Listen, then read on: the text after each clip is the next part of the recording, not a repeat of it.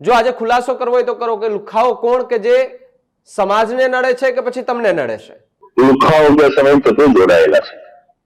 તો આવા તત્વોને સમાજે તો પાઠ ભણાવવો જ જોઈએ. કાયદાકીય વ્યવસ્થા દ્વારા પણ એની સરભરા થવી જોઈએ અને એમાં મજબૂત અને સારી મિલકતો ઇજ્જતદાર વ્યક્તિઓને હસ્તક રાખે છે. એટલે આપણી ભાષામાં કહીએ તો એને જામીન રાખે છે કે આ પૈસા નહીં આપે તો હું આપી દઈશ. જે પાટીદાર સમાજને ઈડબ્લ્યુએસ મળેલું છે એ ઈડબ્લ્યુએસ સ્થાનિક સ્વરાજની ચૂંટણીમાં લાગુ થવું જોઈએ અને 2025-26 પહેલી વખત લાગુ થવાનું છે. તો 15-16 વર્ષની પ્રોસિજર થઈ ગઈ છે.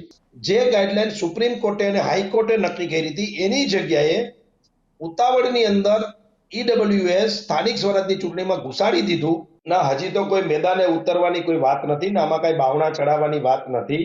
સાથોસાથ આ વર્ગની પણ અનામત લાગુ થાય તો સરકારને, જે તે સંસ્થાઓને અને ચૂંટણી ટેબલને લગતા જે કોઈ પણ સંસ્થાઓ છે એ દરેકને કામ કરવામાં પણ સરળતા રહે, સુગમ્ય રહે. અથવા તો જ્યાં ઓબીસી સમાજની વધુ વસ્તી છે ત્યાં તમે અનામત લાગુ કરો કે આ જે ઈડબ્લ્યુએસ 10% જો લાગુ થાય તો જ આપણું ફરીથી પ્રતિનિધિત્વ જે હતું એટલું તો ના જ આવે પણ એમાં થોડો ઉમેરો કરી શકાય એમ છે. તંત્ર અને એના અધિકારીઓ કેવું કામ કરે છે તો હું તમે જાણીએ છીએ.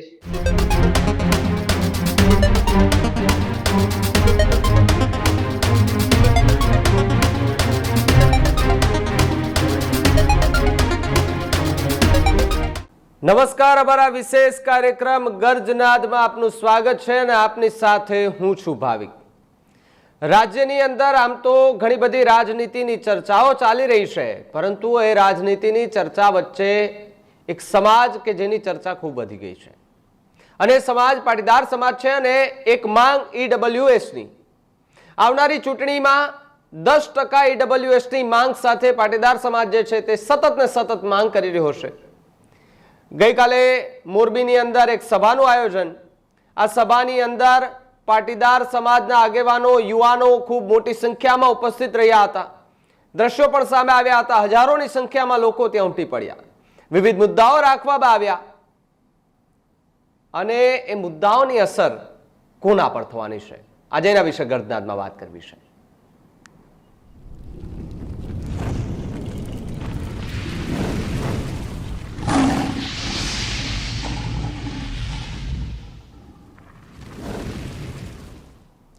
તો જે રીતે પાટીદાર સમાજ ખૂબ મોટો સમાજ છે, રાજકીય ક્ષેત્રે પણ અને સમાજ ક્ષેત્રે પણ. રાજકીય ક્ષેત્રે જોવા જઈએ તો ધારાસભ્યથી માંડીને સાંસદ તમે જોઈ લો, મંત્રી જોઈ લો, તેમાં પાટીદાર સમાજના ખૂબ મોટું પ્રભુત્વ ધરાવે છે. પરંતુ માંગણીઓ જે છે તે પણ કરવામાં આવી રહી છે. એક તરફ ઈડબ્લ્યુએસની માંગ સાથે પાટીદાર સમાજના આગેવાનો જે છે તે અત્યારે મેદાને જોવા મળી રહ્યા છે. વિવિધ જગ્યાએ એ સંમેલનોને આયોજન કરી રહ્યા છે અને સમાજના આગેવાનો સાથે ચર્ચા કરતા જોવા મળે છે. ત્યારે આજ મુદ્દે વાત કરવી છે. બે પાટીદાર આગેવાનો આપણી સાથે જોડાયા છે. મનોજભાઈ પનારા જોડાયા છે અને અલ્પેશભાઈ કથિરિયા જોડાયા છે. બંનેની પાસેથી આજે ઈડબ્લ્યુએસનો જે મુદ્દો છે એ ગુંજી રહ્યો છે એના વિશે ચર્ચા કરવી. બંને ભાઈઓનું ખૂબ સ્વાગત છે ગર્જનાદમાં. અલ્પેશભાઈ, પહેલા તમારી પાસે આવીશ. તમારી પાસેથી એક વાત એ સમજવી છે કે ઈડબ્લ્યુએસનો ફરી એકવાર મુદ્દો 10% અનામતની વાત, આવનારી ચૂંટણી માટેની ચર્ચા અત્યારથી કરવામાં આવી છે. કઈ રીતે જુઓ છો ને ઈડબ્લ્યુએસની વાત અને સમાજના લોકો સાથે તમે શેર કરી રહ્યા છો એ પણ ખુલ્લા મંચ પરથી, પહેલા એ વાતને સમજવી છે. છેલ્લા ઘણા સમયથી સમાજને ઈડબ્લ્યુએસ પ્રાપ્ત થયું છે અને આજે ઈડબ્લ્યુએસ હાલમાં 68 થી 70 જેવી એનાથી પણ વધારે જ્ઞાતિ અને સમાજને ગુજરાતમાં એનો લાભ મળી રહ્યો છે. તો આજે લોકોને લાભ મળે છે માત્ર શિક્ષણ અને નોકરીમાં અનામતનો લાભ મળે છે. જ્યારે 2010 ની અંદર સુપ્રીમ કોર્ટની અંદર એક પિટિશન દાખલ થઈ અને એ પિટિશનનો હુકમ ફાઇનલ 2021 થાય છે અને 2021ના હુકમના આધારે ચૂંટણી પંચ ગુજરાતમાં હવે પછી સ્થાનિક સ્વરાજની ચૂંટણીની અંદર 10% થી વધારીને 27% અનામત ઓબીસી સમાજને આપી રહી છે. તો સ્વાભાવિક છે કે એમને લાભ મળવાનો કોઈ વાંધો પણ ના હોઈ શકે, પરંતુ જ્યારે ગુજરાતના 10% ઈડબ્લ્યુએસ જે પણ સમાજને પ્રાપ્ત થયું છે તો જેવી રીતે શિક્ષણ અને નોકરીની અંદર રિઝર્વેશન લાગુ થયું એવી જ રીતે આવનારી ચૂંટણીઓમાં પણ એનો લાભ મળે. સ્થાનિક સ્વરાજની ચૂંટણીઓની અંદર લોકશાહીના મહાપર્વની અંદર દરેક સમાજની હિસ્સેદારી નોંધાય, પોતાની ભાગીદારી સુનિશ્ચિત થાય અને પોતાના સમાજની જે કોઈ પણ પ્રશ્ન હોય, વાતો હોય, એ લોકશાહીના જે તે પ્લેટફોર્મ પર તાલુકા પંચાયત, જિલ્લા પંચાયત કે સ્થાનિક સ્વરાજની જે કોઈ પણ આખી બોડીઓ છે જેનું નિર્માણ થયું છે કાયદાકીય રીતે, એમાં પોતાનો અવાજ ઉઠાવી શકે એ માટે અમે આ બાબતની મુહિમ લઈને આગળ વધ્યા છીએ. આ બાબતે જ્યાં રજૂઆત કરવાની છે કેન્દ્રીય પંચ, રાજ્ય ચૂંટણી પંચને પણ આ બાબતે પત્ર લખ્યા છે અને મે મહિને પહેલા અમારા સાથી દિનેશભાઈ બામણિયા દ્વારા નામદાર ગુજરાત હાઈકોર્ટની અંદર આગળ પિટિશન પણ દાખલ થઈ છે કે આવનારા ચૂંટણીની અંદર 10% ઈડબ્લ્યુએસ લાગુ થાય અને જે તે રિઝર્વેશન સિસ્ટમથી જે સીટો રિઝર્વ રાખવામાં આવતી હોય છે કે જ્યાં ઈડબ્લ્યુએસ કેટેગરીમાં એના જે ક્રાઇટેરિયા નક્કી થાય એમાં જેનો સમાવેશ થતી વ્યક્તિ એ જ માત્ર તે વિસ્તારમાંથી કે તે સીટ પરથી ચૂંટણી લડી શકે એ પ્રમાણે એક 10% ઈડબ્લ્યુએસ ની સીટો રિઝર્વ થાય એવી અમે આશા રાખીએ છીએ. મનોજભાઈ મારી સાથે જોડાય છે. મનોજભાઈ, જે રીતે મોરબીની અંદર ગઈકાલે એક સભાનું આયોજન, મોટી સંખ્યામાં આગેવાનો ઉપસ્થિત રહ્યા હતા, હુંકાર ભર્યા ભાષણો જોવા મળતા હતા, તમારું ખૂબ મોટું એક નિવેદન, પેલા ગઈકાલ રાતની એ સભા વિશે તમારી સાથે ચર્ચા કરવી છે. કયા પ્રકારની મિટિંગો થઈ હતી, કયા પ્રકારની ચર્ચા આગેવાનો થઈ એ મિટિંગને લઈને? સ્વાભાવિક છે કે પાટીદાર સમાજના વિષયો જે છે એ ખૂબ બધા ગંભીર વિષયો છે. આવડો મોટો સમાજ છે તો સમાજની સામે પડકારો પણ હોય, સમાજની સામે ઘણી બધી ચિંતાના વિષયો પણ આવતા હોય આગેવાન સામે. એમાં અલ્પેશભાઈ ઘણા બધા વિષયો ઉપર ચર્ચા કરી જાહેર મંચ ઉપરથી, અને ખાસ કરીને વ્યાજખોરી છે, દીકરીઓને ફોસલાવી અને એમની જિંદગી બરબાદ કરાવવાના, પ્રેમ લગ્નમાં ફસાવીને મેરેજ કરી લેવાના અને પછી એના પિતાજીની મિલકતમાં ભાગ માંગવો, દીકરીને હેરાન પરેશાન કરવી, આવા અનેક મુદ્દાઓ જે સમાજને પજવી રહ્યા છે.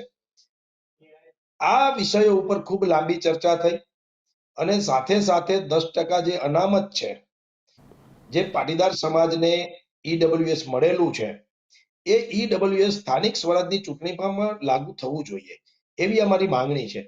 એટલા માટે કે ગુજરાતમાં બહુ મોટો પાટીદાર સમાજ છે. આ પાટીદાર સમાજનું પ્રતિનિધિત્વ પણ સ્થાનિક સ્તરે પણ જે નિર્ણયો કરવાના છે, સ્થાનિક ચૂંટણીઓની અંદર જો એમનું પ્રતિનિધિત્વ જ નહીં હોય તો એ ઇલેક્શન નહીં લડી શકે, અને નહીં લડે તો એમનું પ્રતિનિધિત્વ નહીં હોય, અને સ્થાનિક જે સમસ્યાઓ છે એનું સમાધાન સ્થાનિક લોકો જ કાઢી શકે. તો અમારી માંગ છે કે સ્થાનિક સ્વરાજની ચૂંટણીમાં અમારું પ્રતિનિધિત્વ બરકરાર રહે, એ ઘટે નહીં, અને અમને રાજકીય રીતે નુકસાન ન જાય એટલા માટે અમે ઈડબ્લ્યુએસ ની માંગણી સ્થાનિક સ્વરાજની ચૂંટણીમાં કરી રહ્યા છે. પણ મનોજભાઈ, એક વાત એ પણ કે મંત્રીઓમાં ખૂબ મોટું સ્થાન પાટીદાર સમાજનું છે, ધારાસભ્યોમાં પણ ખૂબ મોટું સ્થાન પાટીદાર સમાજનું છે, ધારાસભ્યો પણ ઘણા બધા પાટીદાર સમાજમાંથી છે, જિલ્લા પંચાયતમાં સભ્યો જુઓ તો પણ પાટીદાર સમાજનું પ્રભુત્વ જે છે તે ધરાવે છે. ઘણી એવી સીટો છે કે જ્યાં પાટીદાર સમાજ એક ઉપર લેવલ સુધી છે, છતાં પણ ઈડબ્લ્યુએસ ની માંગ કેમ કરવામાં આવી રહી છે, આના વિશે ચર્ચા લોકમુખે અત્યારે ખૂબ થઈ રહી છે કે પાટીદાર સમાજ પાસે આટલું પ્રભુત્વ છે, રાજકીય ક્ષેત્રમાં આટલું ખૂબ પ્રભુત્વ ધરાવે છે, છતાં પણ 10% ઈડબ્લ્યુએસ ની આ સ્થાનિક સ્વરાજ્યની ચૂંટણીમાં માંગ કેમ? ફરીથી તમને સમજાવું કે અત્યાર સુધી 10% અનામત ઓબીસી સમાજને સ્થાનિક સ્વરાજની ચૂંટણીમાં મળતું હતું. એક પિટિશનના આધાર ઉપર નિર્ણય લેવામાં આવ્યો નામદાર હાઈકોર્ટ દ્વારા અને ત્યાર પછી સુપ્રીમ કોર્ટ દ્વારા, અને સરકારને એ લાગુ કરવા માટે 47%ની ફરજ પાડવામાં આવી. પરંતુ સરકારે ક્યાંક ને ક્યાંક હડબડાઈમાં, ઉતાવળમાં જે ગાઈડલાઈન સુપ્રીમ કોર્ટે અને હાઈકોર્ટે નક્કી કરી હતી એની જગ્યાએ ઉતાવળની અંદર ઈડબ્લ્યુએસ સ્થાનિક સ્વરાજની ચૂંટણીમાં ઘુસાડી દીધું. એની અંદર ખૂબ મોટા પ્રમાણમાં ઈડબ્લ્યુએસ ના જે વર્ગની 50 થી વધારે જ્ઞાતિઓ છે એમને નુકસાન થવાનું છે. એટલા માટે અમારું એ નુકસાનની ભરપાઈ કરવા માટે અમે તો એમ કહીએ છીએ કે ઓબીસી સમાજને 27 નહીં તમે 30 આપો, એનો વાંધો જ નથી, પરંતુ પાટીદાર સમાજનું પ્રતિનિધિત્વ આ વિષયના કારણે ઘટશે તો તમે 10% રિઝર્વ અમારી સીટો કરી દો, જેથી કરીને પાટીદારોનું ગામ છે, પાટીદારોની તાલુકા પંચાયત સીટ છે બહુમતીમાં, જિલ્લા પંચાયતમાં બહુમતી છે, કોઈ વોર્ડમાં બહુમતી છે, ત્યાં તો અમે કમસે કમ લડી શકીએ. આ તો સરકારે રોટેટ પદ્ધતિ કરી નાખી. એટલે જ્યાં બહુ મોટા સમાજો પાટીદારના રહેતા હશે ત્યાં અનામતો સીટો હશે, અને જ્યાં અનામત સીટો ઓપન સીટો હશે ત્યાં પાટીદાર સમાજના વોટરો નહીં હોય. તો આ એક અનબેલેન્સ ઊભું થવાનું છે. આના કારણે સરકારને ખબર નથી આવતા 10 વર્ષની અંદર ખૂબ મોટા પ્રમાણમાં પાટીદાર સહિત તમામ લોકોને નુકસાન જવાનું છે. અમે એવું ઈચ્છીએ છીએ કે જ્યાં જેટલી વસ્તી છે ત્યાં તમે અનામત આપી દો, એનો કોઈ વાંધો નથી, પરંતુ તમે રોટેટ પદ્ધતિમાં અનામત આપશો એટલે ખૂબ મોટા પ્રમાણમાં પાટીદાર સમાજની જે સીટો છે તાલુકા, જિલ્લામાં, નગરપાલિકામાં, મહાનગરપાલિકામાં એને નુકસાન થવાનું છે. અને નુકસાન ન થાય એના માટે કાં તમે અમને ઈડબ્લ્યુએસ આપી દો, અથવા તો જ્યાં ઓબીસી સમાજની વધુ વસ્તી છે ત્યાં તમે અનામત લાગુ કરો, જેથી કરીને અમને આ પ્રકારનું નુકસાન ભોગવવાનો વારો ન આવે. અલ્પેશભાઈ, એક વાત તમારી પાસેથી એ પણ સમજવું છે કે આ આખા મુદ્દાને લઈને ચર્ચા હાઈકમાન્ડ સુધી, એટલે કે ભારતીય જનતા પાર્ટીમાં તમારા ઘણા બધા નેતાઓ છે, કાર્યકર્તાઓ છે, જિલ્લા પંચાયતના સભ્યો, ધારાસભ્યો છે, તો સીએમ સાથેની કોઈ ચર્ચા, સીએમ સાથે આ વાતની કોઈ ચર્ચા, કારણ કે સીએમ પાટીદાર સમાજમાંથી જ આવે છે. આજે આખી ચૂંટણીની જે પ્રક્રિયા છે પાર્ટીથી પર ઉઠી હોય છે, અને એના આખા નીતિ નિયમો વ્યવસ્થા ચૂંટણી પંચના દાયરામાં આવે છે. ચૂંટણી પંચના જે સર્વોચ્ચ અધિકારી છે ચૂંટણી પંચ છે, રાજ્યનું ચૂંટણી પંચ અને સાથે કેન્દ્રનું ચૂંટણી પંચ. ચૂંટણી પંચે આખી વ્યવસ્થાનું નિર્માણ કરવાનું છે. રિઝર્વેશન સિસ્ટમ લાગુ પાડવી, કઈ રીતે સીટો રિઝર્વ રાખવી, કઈ રીતે રિઝર્વ ન રાખવી, અત્યારે લાગુ પાડી શકાય એમ છે, ન પાડી શકાય, કેટલો સમય લાગશે, એ બધી વસ્તુઓની સંપૂર્ણ સત્તા આપણા બંધારણ પ્રમાણે ચૂંટણી પંચને આપી છે. એટલે આ જે બાબત છે આખી ચૂંટણી પંચે નક્કી કરવાની છે. અને ચૂંટણી પંચના અનુસંધાને જે અમારે એમને વિગત પહોંચાડવાની હોય, એમને માહિતી આપવાની હોય, અને લેટર લિખિતમાં પણ માહિતી આપી છે. અને ત્યારબાદ ગુજરાત હાઈકોર્ટની અંદર પિટિશન દાખલ કરી. એટલે ચૂંટણી પંચના માધ્યમથી કાર્યવાહી કરવાની છે. ત્યારે આશા રાખીએ છીએ કે આપણું ચૂંટણી પંચ આ બાબતને પ્રાથમિક ધોરણે ખૂબ મહત્વ આપી અને એના પર ધ્યાન આપે, અને આવા મુદ્દાઓને વધારે અસર થાય અને આવા મુદ્દાઓના કારણે દરેક લોકોને પોતાનો પ્રતિનિધિત્વ પ્રાપ્ત થાય એવા શુભ ઉદ્દેશ્ય સાથે ચૂંટણી પંચ પાસે પણ આશા રાખીએ છીએ કે વહેલી તકે સ્થાનિક સ્વરાજની ચૂંટણીની અંદર અનામત લાગુ પાડી અને દરેક લોકોને આ કરવાનો અધિકાર આપવામાં. શું લાગે છે તમને કે આ તમે જે વાત કરી રહ્યા છો એના પર ચૂંટણી પંચ કોઈ નિર્ણય લઈ શકે ખરું? કઈ આમાં બે વસ્તુ છે કે હાલમાં ચૂંટણી આવી રહી છે, કદાચ સમય ન મળે ત્યારે એક સમગ્ર 9 જેટલા રાજ્યોની અંદર સર લાગુ છે. એટલે કે એસઆઈઆર પ્રમાણે અત્યારે દરેક 9 રાજ્યોની યાદીઓ ફ્રીઝ કરવામાં આવી છે ચૂંટણીની.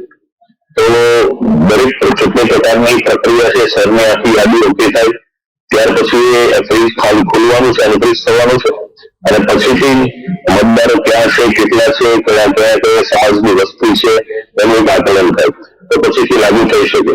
2010 ની અંદર પિટિશન ઓબીસી સમાજ દ્વારા દાખલ થઈ, 2021માં ચુકાદો આવ્યો અને 2025-26માં પહેલી વખત લાગુ થવાનું છે. તો 15-16 વર્ષની પ્રોસિજર થઈ ગઈ છે. તો સમય તો આપણે જોઈએ છીએ કે આપણા ભારતની અંદર સરકાર કોઈ પણ હોય, ચૂંટણી પંચ કોઈ પણ હોય, પણ સમયને આપણે ખૂબ ઓછું મહત્વ આપીએ છીએ અને ખૂબ લાંબા સમય ઘણા બધા કાર્ય થતા હોય છે. પણ અમે આશા રાખીએ કે ખોટો સમયનો વેડફાટ ન થાય અને હવે પછીની ચૂંટણીમાં લાગુ કરે, કેમ કે જયારે કોઈ અનામત લાગુ થઈ રહી છે ત્યારે બીજી અનામત લાગુ પાડવી ખૂબ ઈઝી બાબત છે. અને જો સાથોસાથ કરવામાં આવશે તો ચૂંટણી પંચને અથવા જે કોઈ પણ ખર્ચ થવાનો છે ખર્ચમાં પણ રાહત થશે, સમયનો પણ બચાવ થશે અને માનવ કલાકોની પણ ઓછો ઉપયોગ થશે, જેની જાળવણી કરવામાં પણ મદદ થાય. મનોજભાઈ, માની લઈએ કે કદાચ ઈડબ્લ્યુએસ ની જાહેરાત ન થાય, તમે જે માંગણીઓ કીધી છે ન સ્વીકારાય, તો પછી પાટીદાર સમાજ શું કરશે? મેદાને ઉતરશે? ના, હજી તો કોઈ મેદાને ઉતરવાની કોઈ વાત નથી ને આમાં કઈ બાવણા ચડાવવાની વાત નથી. હવે સરકારને ખબર છે કે પાટીદાર યુવાનો જે કઈ અત્યારે સમાજ માટે કામ કરી રહ્યા છે એની શું તાકાત છે. જે પાર્ટી સત્તામાં હતી એના જ નેતાઓ કહેતા હતા કે અનામત તો મળે જ નહીં, 50% થી વધારે ન મળે, એની છાતી ઉપરથી 10% લાવ્યા છે. એટલે આ સમાજની શું તાકાત છે, આ યુવાનોની શું તાકાત છે, એ આ સરકારને ખબર છે. એટલે કઈ અમારે આંદોલન કરવું પડે કે સરકાર સામે લડવું પડે એવું કઈ છે નહીં. કોર્ટ ખુલ્લી જ છે, દ્વાર ખુલ્લા છે કોર્ટના. કોર્ટમાં અમારી પિટિશન પણ ચાલુ છે કે ભાઈ તમે જેની વસ્તી ત્યાં તમે અનામત લાગુ કરો, કોઈ વાંધો નથી, પણ પાટીદાર સમાજનું પ્રતિનિધિત્વ કપાવવું ન જોઈએ. અને હજી પાટીદારો પણ આ વિષયને બરાબર સમજ્યા નથી. તમે જુઓ, સભામાં પણ અલ્પેશભાઈ ખૂબ સારી વાત મૂકી, આમ છતાં પણ પાટીદાર સમાજ એ વાતને સરખી રીતે સમજી શકે, એટલે મારે રિપીટમાં ખુલાસા સાથે કરવી પડી છે. અને આ વાત એકાદી બે ચૂંટણીઓ ગયા પછી ખબર પડશે પાટીદાર સમાજને કે ભાઈ આવડા મોટા આપણા ગામ છે, આટલી બધી આપણી વસ્તી છે, આ શહેરમાં આપણી વર્ષો સુધી પાટીદારો ચૂંટાતા આવ્યા છે, હવે કેમ આપણે નથી ચૂંટાતા, આપણને ટિકિટ કેમ નથી મળતી, આપણું પ્રતિનિધિત્વ કેમ ખતમ થયું? આ વાત જ્યારે સામાન્ય પાટીદારોના મગજમાં આવશે અને સમજાશે કે આ જે ઈડબ્લ્યુએસ 10% જો લાગુ થાય તો જ આપણું ફરીથી પ્રતિનિધિત્વ જે હતું એટલું તો ના જ આવે, પણ એમાં થોડો ઉમેરો કરી શકાય એમ છે. આવી જ્યારે વાત આવતા દિવસોમાં સ્થાનિક સ્વરાજની ચૂંટણીઓ પછી સમાજ વચ્ચે આવશે, ત્યારે મને લાગે છે કે સમાજ જાગશે અને એમને બહોળા પ્રમાણમાં સમર્થન આપશે. હજી જે લોકો પોલિટિકલી છે, જે સોશિયલી છે ને થોડું આ વિષયમાં અભ્યાસ કરે છે, એવા જ પાટીદારો હજી આ મુદ્દાને સમજી શક્યા છે. આવતા દિવસોમાં જ્યારે ચૂંટણીઓ થશે અને આ બધા વિષયો સમાજમાં આવશે, કારણ કે એક એક વોર્ડમાંથી 15 પટેલો ટિકિટો માંગતા હશે, અને એમને તો હશે કે એક વોર્ડમાં 4 છે તો એક અનામત હોય, એક સ્ત્રી હોય તો 2 તો અમને મળવાની છે, પણ એ 2 નહીં મળે ત્યારે એમને સમજાશે કે આ તો શું થયું, કેમ અમારી ટિકિટો કપાણી, કેમ અમને રાજનીતિમાં હિસ્સેદારી નથી મળતી. અને એ સમયે પાટીદારો સાચી વાત સમજશે અને મને લાગે છે કે જન માનસમાં આ વિષય જશે, એટલે સરકારને માનવું પડશે. અને ચૂંટણી પંચ હોય, સરકાર હોય, કોર્ટ હોય, અલ્ટિમેટલી તો લોકોની સાચી વાત સાંભળવા ત્યાં બેઠી છે. અને અમને વિશ્વાસ છે કે આંદોલન નહીં કરવું પડે, લોકોની જનજાગૃતિના કાર્યક્રમો કરીને જ અમે આ વિષય લોકોને સમજાવીને જ સરકાર પાસેથી, ચૂંટણી પંચ પાસેથી અને કોર્ટની જે મુખ્ય ગાઈડલાઈન છે સુપ્રીમ કોર્ટની, એ પ્રમાણે અમે અનામત લાગુ કરાવશું.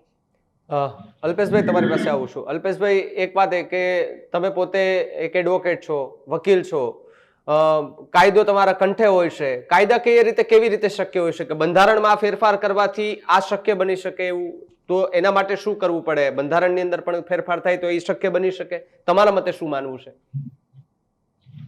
બંધારણના અનુચ્છેદ અને અનુસૂચિ આપવામાં આવી છે, તો અનુચ્છેદ અને અનુસૂચિ પ્રમાણે ઈડબ્લ્યુએસ નો સમાવેશ એવી ચૂંટણીના અનુચ્છેદ છે એમાં કરવી જોઈએ. હાલમાં જે ઈડબ્લ્યુએસ નો સમાવેશ છે એ માત્ર ને માત્ર નોકરી અને રોજગારના બે ક્ષેત્રમાં થયો છે. ત્યારે ચૂંટણીના ક્ષેત્રમાં પણ અનામત થાય એ માટેની વ્યવસ્થા કરવી જોઈએ. ત્યારબાદ ચૂંટણી પંચે એનું આખું એનાલિસિસ કરવું પડતું છે કે ઈડબ્લ્યુએસ સમાજની ક્યાં ક્યાં વસ્તી છે, કેમ કે આ માત્ર કોઈ પાટીદાર સમાજનો વિષય નથી. આ ઈડબ્લ્યુએસ છે એ પાટીદાર સમાજ હોય, રાજપૂત સમાજ હોય, ક્ષત્રિય સમાજ હોય, દરેકના આગેવાનો બાબતની માંગ કરી રહ્યા છે. અને જે તે ઓથોરિટી હોય, જે તે સરકાર હોય, જે તે ચૂંટણી પંચ હોય, પોતે લેટર પણ લખી રહ્યા છે કે તેની સંસ્થાઓથી, પોતાના સમાજથી ત્યાં લાગુ કરવી જોઈએ. ટેકનિકલી કરવામાં કોઈ પણ પ્રકારનો પ્રોબ્લેમ પણ નથી.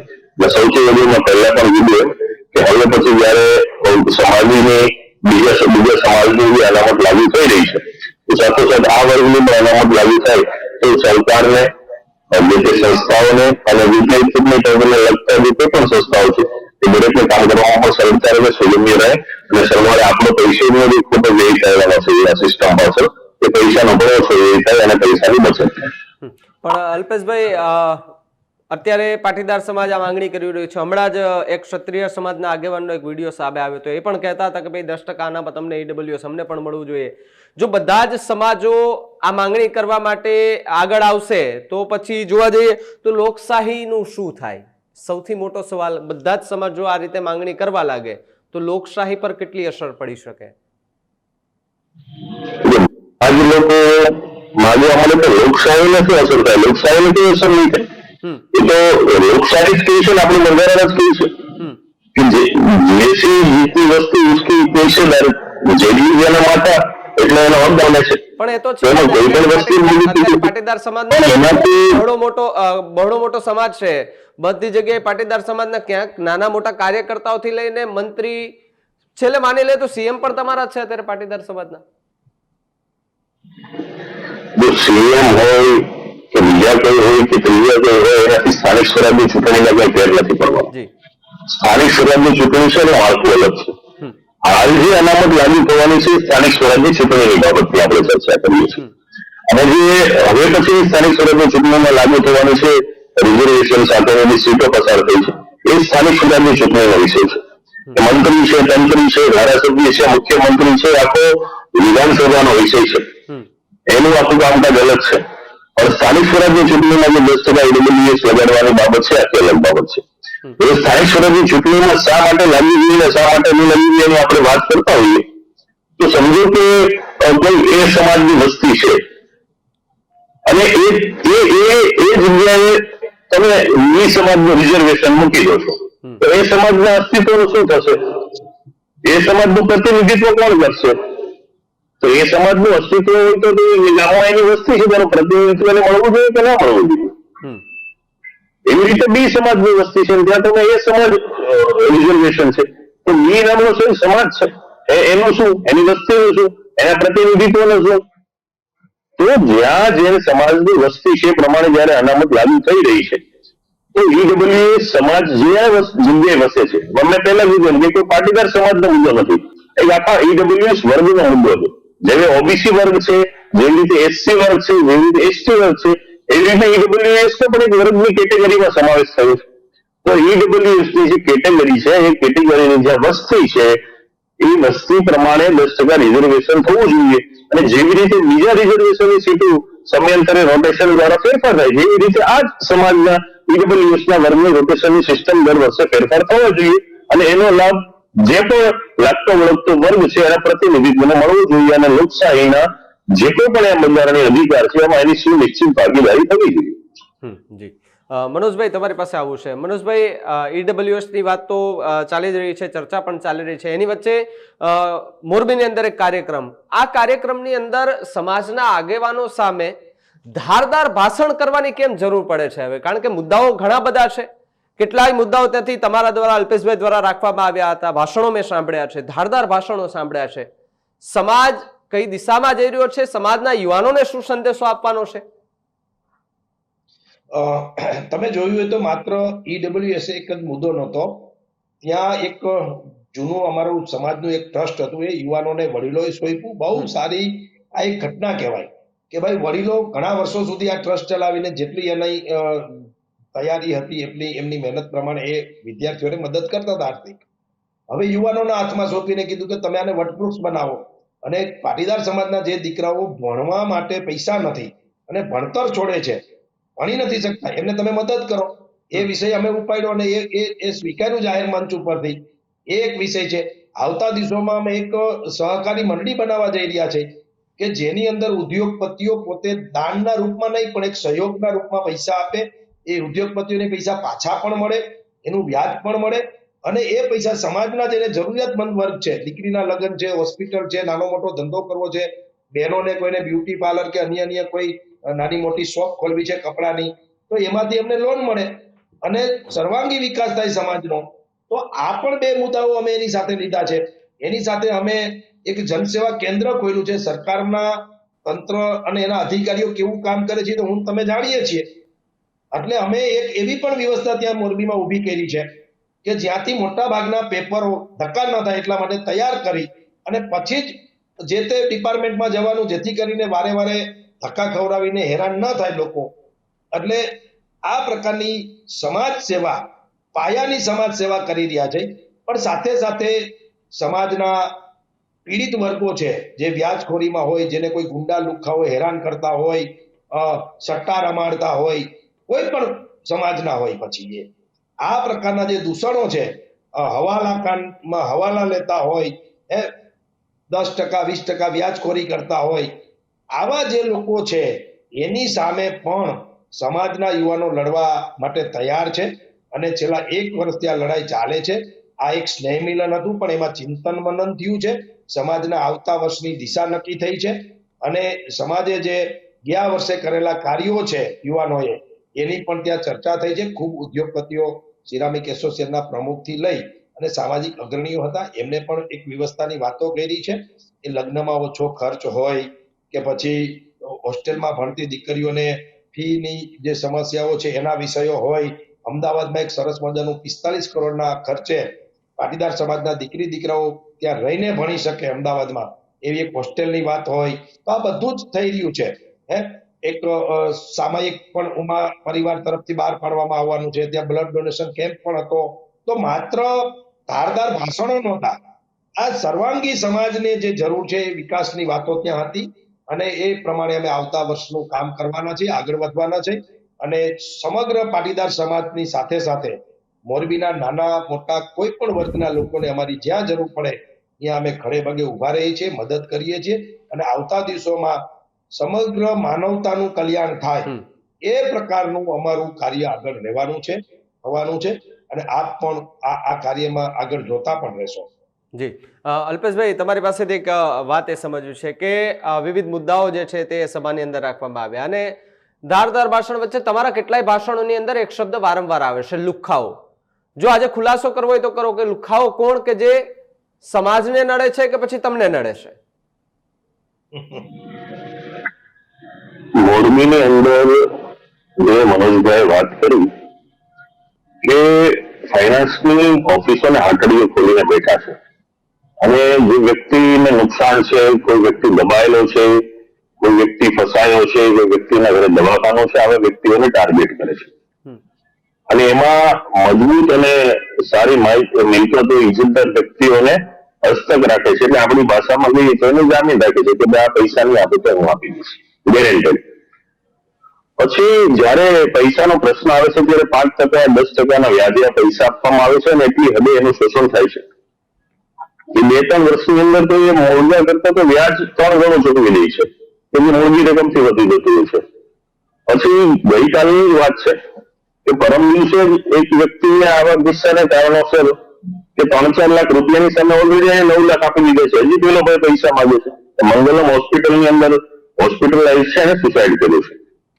તો આવા જે પ્રશ્નો પેદા થાય છે કે આવી અસામાજિક તત્વો કહો, તમે એને નાલાયક કહો, તમે એને લુખ્ખો કહો, કોઈ પણ ભાષાનું પ્રયોજન કરો, આવી વ્યક્તિના કારણે જયારે સમાજમાં બગાડ પેદા થતો હોય, સત્તા રેકિંગ ચાલતા હોય, આઈડી અને ગેમિંગના માધ્યમથી યુવાનને બરબાદ કરવાનો, યુવાનોના ભવિષ્યને બરબાદ કરવાનો, અને એના પરિવારને જયારે ભયમાં મુકાતો હોય, જમીનો જે પચાવી પાડવાની પ્રવૃત્તિ છે. આ જે 3-4 મુદ્દાઓ છે એ મોરબીના સ્થાનિકોથી મને જાણવા મળ્યા છે, અને એમના મારફતે મને આ વાતો મળી હતી.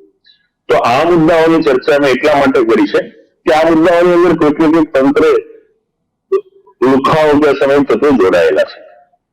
તો આવા તત્વોને સમાજે તો પાઠ ભણાવવો જ જોઈએ, કાયદાકીય વ્યવસ્થા દ્વારા પણ એની સરભરા થવી જોઈએ, અને મજબૂત શકંજો કસી અને આવા તત્વોને સીધા દોર એટલા માટે કરવા જોઈએ કે સમાજની અંદર ઉભો થયેલો કોઈ પણ પ્રકારનો સડો હોય, કોઈ પણ સમાજનો વ્યક્તિ હોય, આ સડાનો નાશ કરવો એ આપણા સૌની, મીડિયાની, તંત્રની, સરકારની, બધાની ફરજ છે.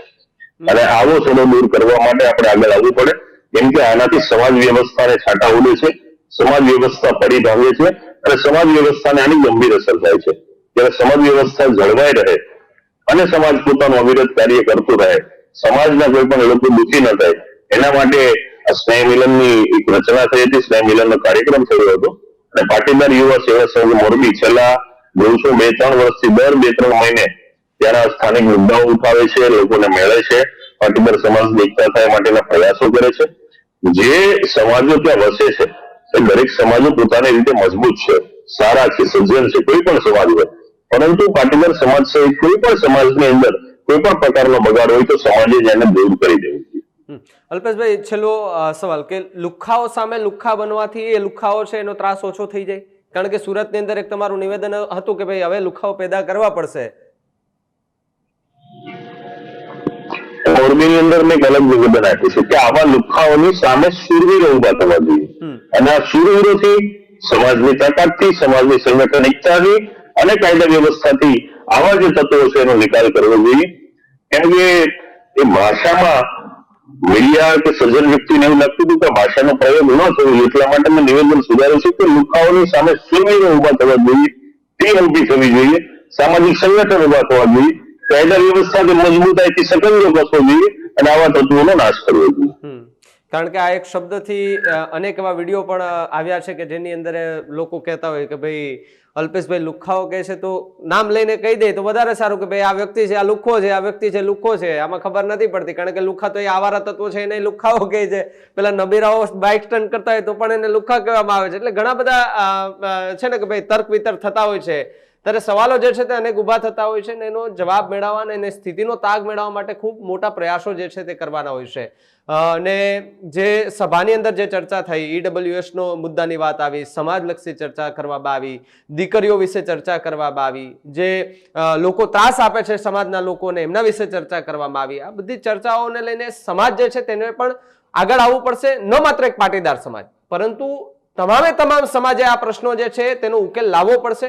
કારણ કે ન માત્ર પાટીદાર સમાજને જ લુખાઓ નડે છે, અન્ય ઘણા બધા એવા સમાજો છે કે જેને આવારા તત્વો ગુંડાઓ જે છે તે નડતા હોય છે. આ સ્વાભાવિક છે. હમણાંથી ગુજરાતની અંદર આપણે જોઈએ છે કે ઘણી બધી એવી ઘટનાઓ બની જાય છે. આપણને એવું થાય કે આ ગુજરાત છે કે પછી યુપી બિહાર છે. આપણે ગાંધીનું ગુજરાત કહે છે, સરદાર વલ્લભભાઈ પટેલનું ગુજરાત કહે છે, પરંતુ ક્યારેક એવી ઘટનાઓ બની જાય તો આપણને એવું થાય, આપણને શરમ આવે કે આવા ગુજરાતમાં કેમ આ બધું થાય છે. એને ડામવા માટે સ્વાભાવિકપણે સમાજે પણ આગળ આવવું પડશે અને જે કાયદાકીય જે લડત છે એ પણ લડવી પડશે. અને હવે જે આવનારી ચૂંટણી છે તે સમયે ઈડબ્લ્યુએસ નો જે તમારો મુદ્દો છે તેને લઈને શું નવાજૂની થાય છે તો ત્યારે જ ખબર પડશે. પણ હવે જોવાનું રહ્યું કે આગામી સમયમાં પાટીદાર સમાજ જે છે તે આ મુદ્દાને લઈને ક્યાં સુધી એ વાત મૂકે છે, ક્યાં સુધી ચર્ચા કરે છે, મિટિંગો કરે છે, જોવાનું રહ્યું. મનોજભાઈ, અલ્પેશભાઈ, ખૂબ ખૂબ આભાર અમારી સાથે જોડાવા બદલ, ચર્ચા કરવા બદલ. કારણ કે આ ચર્ચા કરવી ખૂબ જરૂરી હતી. આ ચર્ચાની અંદર જોડાયેલા એ બંને મહાનુભાવો સાથે ચર્ચા એટલા માટે કે ગઈકાલની સભાની અંદરથી ખૂબ મોટા નિવેદનો સામે આવ્યા. આ નિવેદનોને લઈને ચર્ચા એ માટે કરવાની હતી કે પાટીદાર સમાજ ખૂબ મોટો સમાજ, રાજકીય ક્ષેત્રે તમે જુઓ તો પણ ખૂબ બહોળો સમાજ, બહોળા નેતાઓ એમના છે, દિગ્ગજ નેતાઓ કહેવાય છે, આમ આગેવાન, પરંતુ ઓળખાય છે નેતા તરીકે ઓળખાય છે. હવે ઈડબ્લ્યુએસ ની માંગ આવડો મોટો સમાજ કરે છે તો અન્ય સમાજ જે છે તે પણ માંગ કરી રહ્યા છે. હમણાં જ એક ક્ષત્રિય સમાજમાંથી એક વિડીયો સામે આવ્યો હતો કે અમારે પણ 10% ઈડબ્લ્યુએસ જોઈએ, અમારી પણ માંગણી અમારે મૂકવાની છે.